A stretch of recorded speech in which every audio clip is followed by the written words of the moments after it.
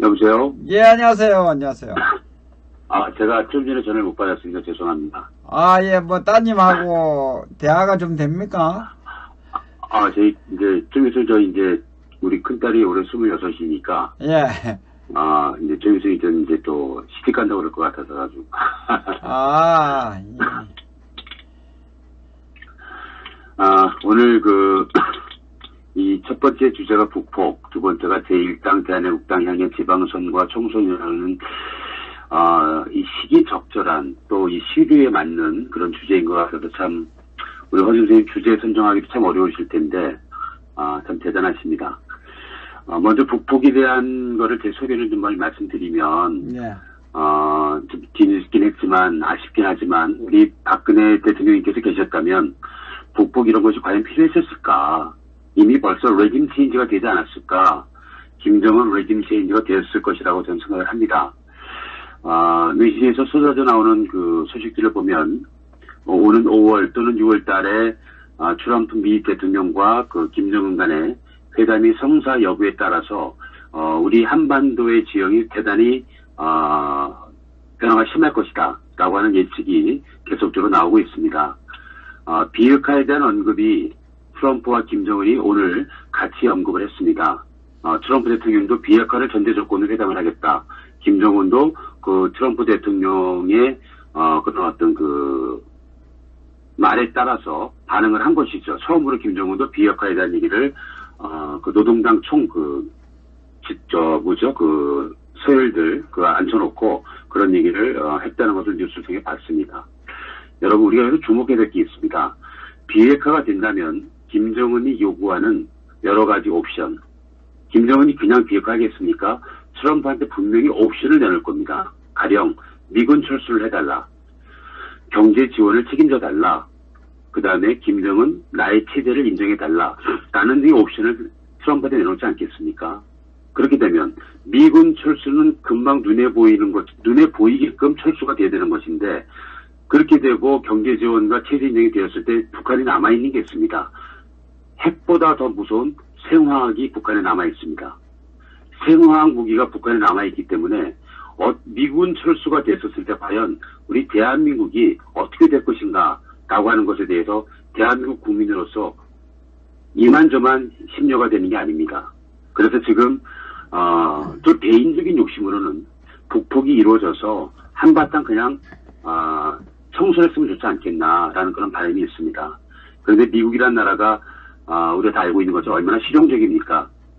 First USA, 자국 우선주의인 부분이 있고 상당히 이성적이고요. 지금 미국에 도전하는 중국에 대해서 미 트럼프 대통령이 무역 보복에 대해서 500억 불을 때리니까 중국이 바로 반응이 나왔죠. 그랬더니 더 레이스를 했습니다. 받고 더 때리니까 시진핑이 일주일 만에 그냥 호랑이를 내렸습니다. 미국이 그런 나라입니다. 그래서 제가 걱정하는 거는 지금 이렇게 그 북한과 그 미국 간에 이런 약간 화해 무드 내지는 협상 무드로 이런 회담 무드로 이어졌었을 때 과연 미국이 과거 1950년 1월 12일 당시 미 국무장관이었던 딘 애치슨 그래서 우리가 흔히 알고 있는 애치슨 라인이 다시 설정이 된다면 어떻게 되겠는가. 미국에서 바라볼 때 한반도 즉 남한과 북한이 아닌 극동아시아 즉 대만과 필리핀, 일본 오키나와 라인, 극동아시아, 미국의 평화 라인을 애치슨 라인으로 다시 설정하면 어떡하나 라고 하는 그런 걱정이 솔직히 됩니다. 왜? 그런 이유는 왜 그렇게 될 수밖에 없겠는가? 바로 문재인 때문에 그렇습니다. 지금 트럼프 미국 대통령이 갖고 있는 기대 충족 요건은 비핵화입니다. 그런데 이 비핵화를 김정은이 받았었을 때 미국에서는 굳이 북한에 대해서 적대시할 필요는 없는 거거든요. 그렇게 되면 북한은 중국과의 관계도 원활하고 미국과의 정말 70년 오랫동안의 그 단절되던 관계를 회복하는 그런 계기가 된다면 결국 우리나라 대한민국만 완전히 패싱당하는 그런 꼴이 되고 만다는 거죠. 그런데 정말 기대하는 것은 김정은이 비핵화를 하지 않고 트럼프를 속이길 전 바랍니다. 속였다고 하는 거짓말했다고 하는 것이 된다고 했을 때 트럼프는 지금까지 계속 경제적인 제재만 가할 것이냐 아니면 군사적 옵션을 사용할 것이냐 저 개인적으로 후자의 또 비중을 더 두고 싶습니다. 그렇게 됐을 때 어쨌든 지금 북한과 미국과 이런 회담이나 중국과의 움직임이나 이런 여러 가지 상황을 볼 때 지금 대한민국은 아무것도 할 수가 없습니다. 운전대가 우리는 문재인을 잡고 있지 않습니다. 그래서 가장 큰 문제는 문재인이 가장 큰 걸림돌이고, 이자가 이런 지금 복잡한 아주 미래를 단 하루도 예측할 수 없는 이런 안개 속을 걷는 이런 어려운 상황을 만든 것이 다 모두 문재인 이자의 이 주사파 정권의 문제라고 생각을 합니다. 우리나라의 앞으로 국내 정세가 어떻게 될 것인가 정말 많이 두렵죠. 문재인 주사파 정권이 한미동맹이 아닌 친중을 선택함으로써 우리나라는 최상의 옵션을 이미 다 놓쳐버린 상황이 되었습니다. 비핵화가 되한다면 미국과 북한과 관계가 호전될 가능성이 높고, 또 중국과의 관계는 더욱 강화될 것으로 예상되고요. 우리나라는 미국으로부터 패싱, 중국으로부터 패싱, 이런 상황을 만들고 말았습니다. 우리가 바랄 수 있는 기대치는 정말 북한 주민들이 자유라고 하는 것을 맛을 보고 맛을 보았거나 동경하는 북한 주민들이 일어나서 김정은 정권을 몰아내는 혁명이 일어나거나, 아니면 김정은 주변에 측근해서 김정은 암살 등이 일어나서 체제의 변화를 기대하는, 사실상 기대하기 어려운 조건만 남았습니다. 이런 어려운 조건만 남은 것은 모두 문재인 때문에 그렇습니다. 두 번째 주제인 우리 지방선거에 대해서 제 소개를 말씀드리겠습니다. 방금 전에 말씀하신 우리 교수님 의견이 저하고 좀 다른데요. 저는 필승의 전략으로 하면 승산이 있다라고 생각을 합니다.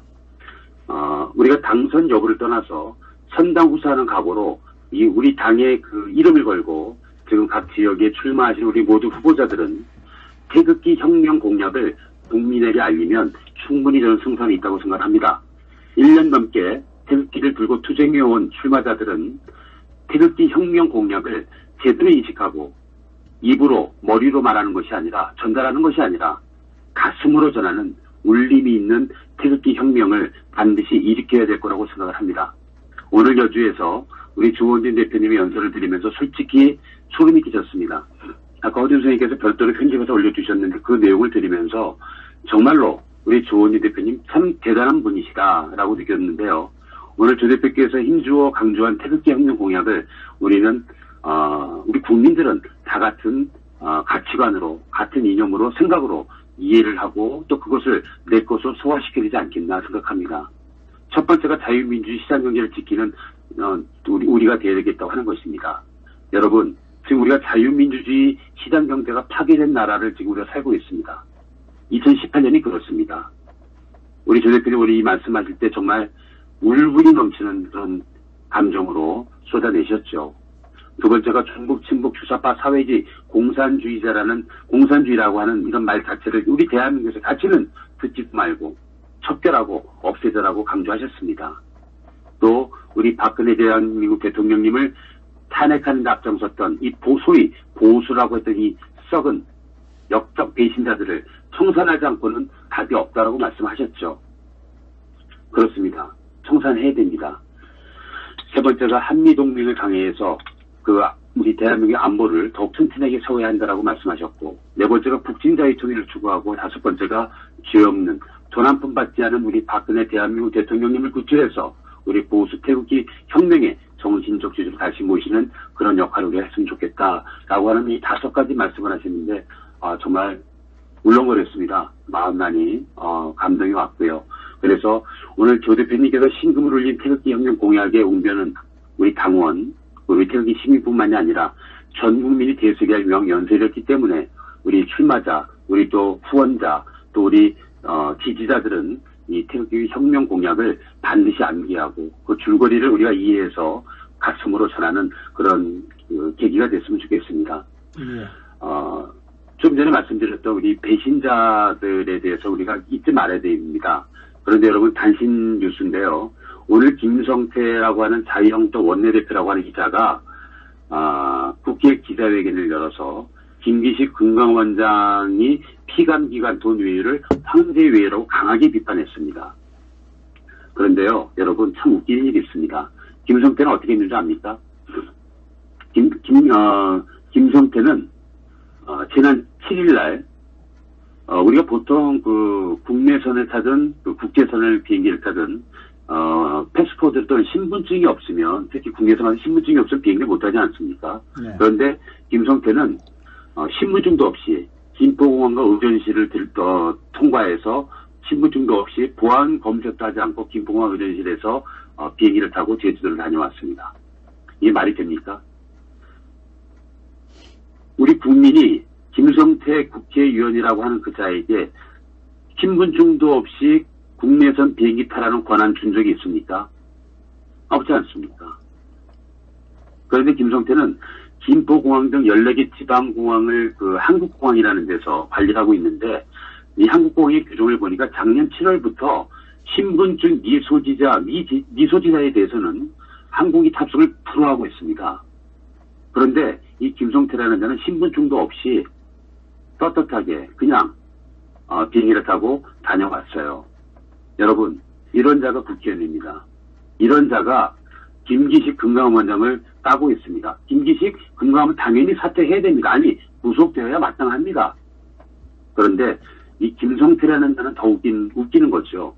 7일날 자기가 본인이 그런 행위를 하고 10일날 오늘 그런 기자회견을 열었습니다.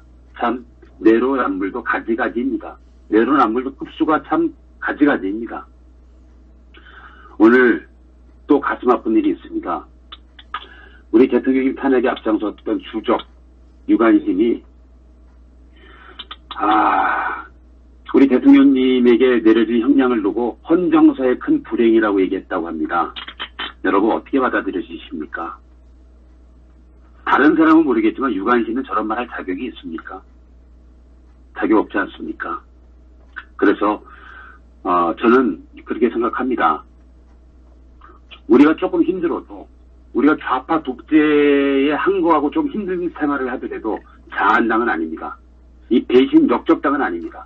우리 태극기 시민 3.5%만 일어나면 이 정권 끌어내립니다. 그렇기 때문에 우리가 조금 힘들어도 어떻게 이 역적 배신 이런 자들하고 우리가 같이 이 나라에서 살 수 있겠습니까? 청산해야 되지 않겠습니까? 그래서 이번 지방선거 여러분 넘버 7번입니다. 우리 당의 지지율이 올라가야 됩니다. 최소한 20% 이상 올라갈 수 있도록 지금부터 열심히 주변에 알리시고 또 태극기 혁명 공약 5가지를 우리가 전부 다 암기해서 우리가 전부 다 주변에 전파하는 그런 계기가 됐으면 좋겠고요. 무엇보다 우리가 지금 이번에 52차, 53차 평택 천안 태극기 집회가 상당히 전환점을 맞는, 전기점을 맞는, 교두보를 만드는 그런 시간이 될 것 같습니다. 그래서 이 평택 지역이 경기 남부 지역에서 꽤 땅덩어리가 넓은 지역이고요. 더구나 미군 부대가 있는 곳이고 우리가 한미 동맹과 또 우리 평택 지역에 있는 또 이 경기 남부 지방에 있는 국민들에게 우리 태극기 혁명 공약을 전할 수 있고 우리 죄 없는 박근혜 대한민국 대통령님에게 가해진 24년과 180억의 그 말도 안 되는 형량에 대한 부분이 얼마만큼 이자들이 우리 대통령을 두려워하는지 우리 대통령님을 가둬놓지 않고는 안 되는 것인지에 대한 진실을 우리가 밝혔으면 좋겠습니다. 그래서 여러분 이제 화요일 날이 이제 돌아오고요. 이번 금요일 날까지 우리 열심히 주변에 알려서 평택 집회, 천안 집회 다시 한번 불같이 일어나는 그런 동기가 됐으면 좋겠습니다. 오늘 늦은 시간까지 수고해 주신 허준 선생님 그리고 우리 해외 교민 줄리님 또 우리 많은 동지 여러분 정말 여러분들이 대한민국입니다. 여러분들께 머리 조아려 감사드리고 우리 끝까지 투쟁합시다. 죄 없는 박근혜 대통령님을 우리가 반드시 구출해야만 합니다. 네, 고맙습니다. 예, 수고하셨습니다, JJ님.